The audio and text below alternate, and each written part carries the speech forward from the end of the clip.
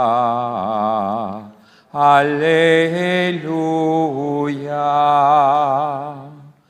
Tu es pierre, et sur cette pierre, je bâtirai mon Église, et la puissance de la mort ne l'emportera pas sur elle. Alléluia, Alléluia, Alléluia.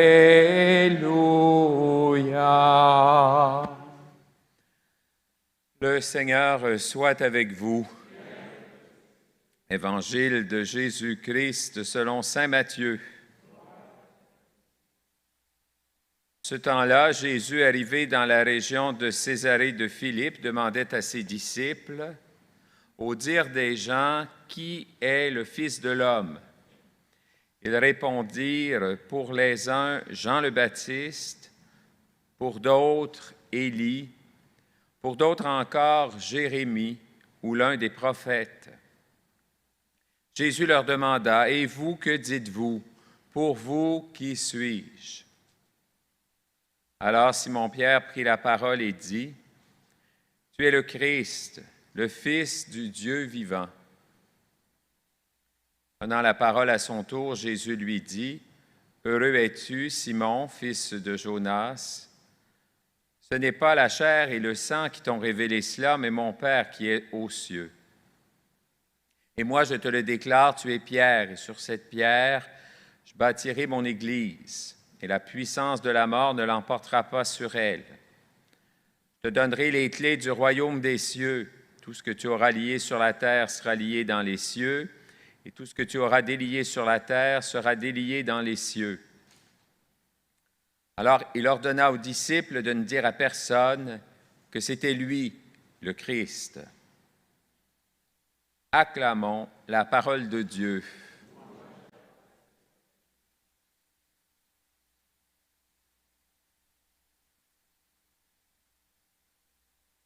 La question de la foi, toute la question de la confiance, on peut dire qu'en tout cas, ces derniers dimanches, on retrouve ça dans l'Écriture, dans la parole de Dieu. Il y a 2 semaines, vous vous souvenez, c'était Pierre avec Jésus encore. C'était la tempête apaisée. Je sens que Michel ne s'en souvenait plus, là, mais j'ai vu ses yeux quand même. Bon, c'était ça il y a 2 semaines. On voyait Jésus qui allait à la rencontre des disciples et la mer était agitée. Et puis, Pierre dit à Jésus, « Si c'est bien toi, dis que je vienne vers toi. » Puis, bon, puis quand Pierre manque de confiance, il s'enfonce dans l'eau. Et là, il dit, « Seigneur, viens à mon secours. » Bon, voilà. Et la semaine dernière, c'était ça aussi. C'était la dame qui demandait la guérison de sa fille. « Seigneur, sauve-nous. » Puis Jésus qui répond, « Ben moi, je suis venu pour sauver les brebis d'Israël.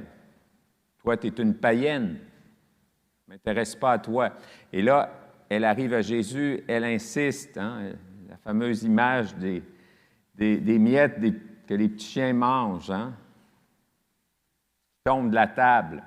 Elle dit, « Je vais prendre ces restants-là, Seigneur, donne-les-moi. » Et Jésus lui dit, « Ta foi est grande. » Il guérit sa fille. Et aujourd'hui, la profession de foi, la confession de foi de Pierre, les gens, qu'est-ce qu'ils disent de moi? C'est intéressant, on n'a pas l'impression dans l'Évangile que Jésus se préoccupe beaucoup de ce que les gens disent de lui. Mais là, aujourd'hui, il demande à ses disciples. Et là, après avoir demandé, qu'est-ce que les autres disent de moi? Il leur dit, « Pour vous, qui suis-je? » Vous et moi, évidemment, il faut répondre à cette question-là un jour ou l'autre dans notre vie. Pour nous, qui est Jésus? C'est intéressant parce que dans le monde actuel, on a l'impression que Jésus, souvent, c'est un bon gars.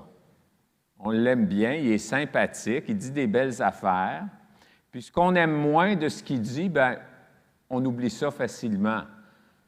Tout ce qui est exigeant chez Jésus, en général, on aime moins ça, vous et moi, même nous qui sommes ses disciples.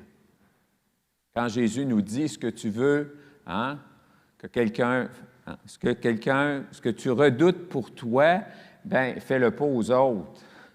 Il y a des paroles de Jésus qui qui sont difficiles. Hein? Chaque fois que vous ne l'avez pas fait à l'un de ces petits qui sont mes frères et mes sœurs, à moi non plus, vous ne l'avez pas fait. Ça, c'est des paroles de Jésus qu'on aime un peu moins parce que ça nous interpelle pas mal. On aime beaucoup les paroles, on les a entendues cet été. « Venez à moi, vous tous qui peinez sous le poids du fardeau, et moi je vous procurerai le repos. Mon fardeau est léger, mon joug est facile à porter. » Bon, ça, on aime ça, entendre ça, ces paroles-là de Jésus. Et ça nous apporte un certain... bon, ça nous encourage, ça nous soutient dans notre vie de chaque jour. Oui, des fois, on a l'impression que même pour nous, les disciples de Jésus, Jésus, c'est un peu comme un coach de vie. Bon, et c'est intéressant parce que on pourrait dire qu'aujourd'hui, d'une certaine manière, l'Évangile nous rappelle que, oui, bien sûr, notre relation avec le Christ pour cette vie, mais pas seulement pour cette vie, mais aussi pour l'éternité. Tu es le Christ, le Fils du Dieu vivant, celui qui nous donne accès au Père. Ici, bas, sur cette terre, déjà depuis notre baptême, cette vie de Dieu est en nous, mais ça rappelle aussi que ce ne sera pas terminé avec cette vie. Je suis allé beaucoup au cimetière ces derniers temps. Ça me frappe beaucoup, hein? Les images sur les pierres tombales changent. Avez-vous remarqué ça? Moi, quand j'étais jeune, et il y a jusqu'à tout récemment, c'est en général les images, les symboles des pierres tombales, ça évoquait la vie éternelle. C'était une croix, c'est une Sainte Vierge, un Sacré-Cœur, une gerbe de blé. Et les paroles aussi, c'était ça. C'était des paroles souvent de l'Écriture sur les pierres tombales. Et depuis une dizaine d'années, c'est changé. Vous avez remarqué ça?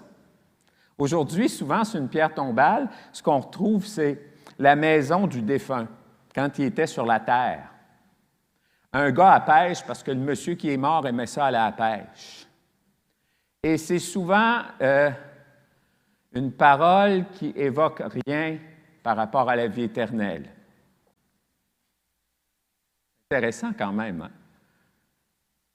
Mais pourtant, si on a mis notre foi dans le Christ, ce n'est pas juste pour cette vie seulement, mais aussi pour la vie éternelle.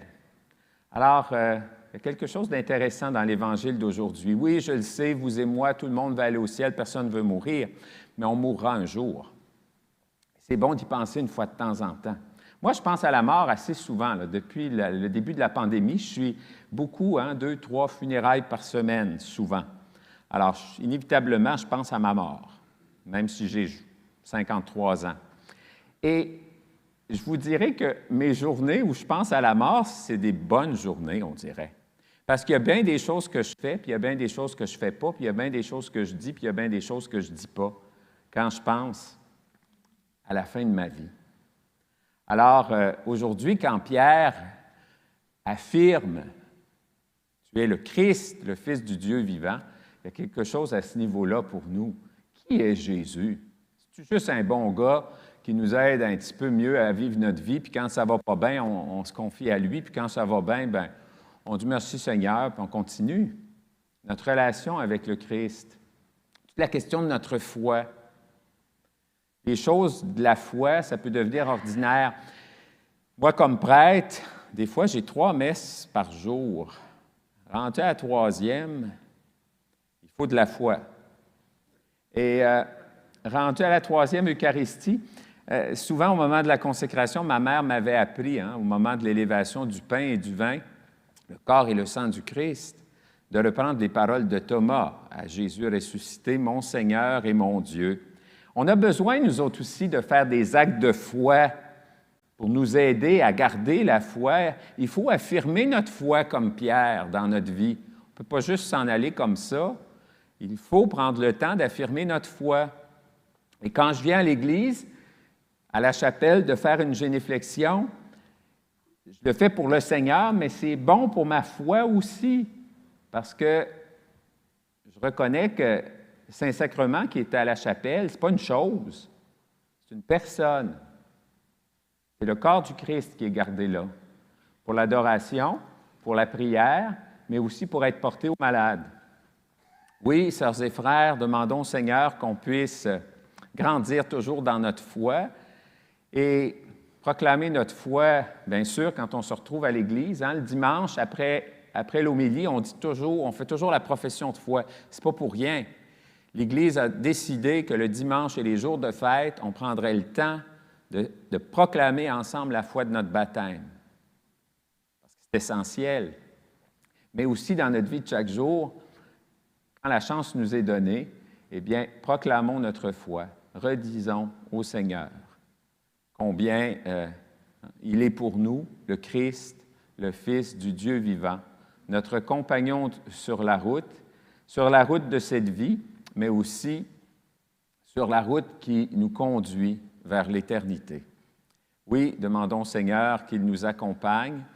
Il est ce Dieu d'amour que Jésus nous a révélé, qu'on puisse l'accueillir de plus en plus dans nos vies et proclamer ensemble, oui, qui est le Christ pour nous, à tous ceux et celles que nous rencontrerons. Amen.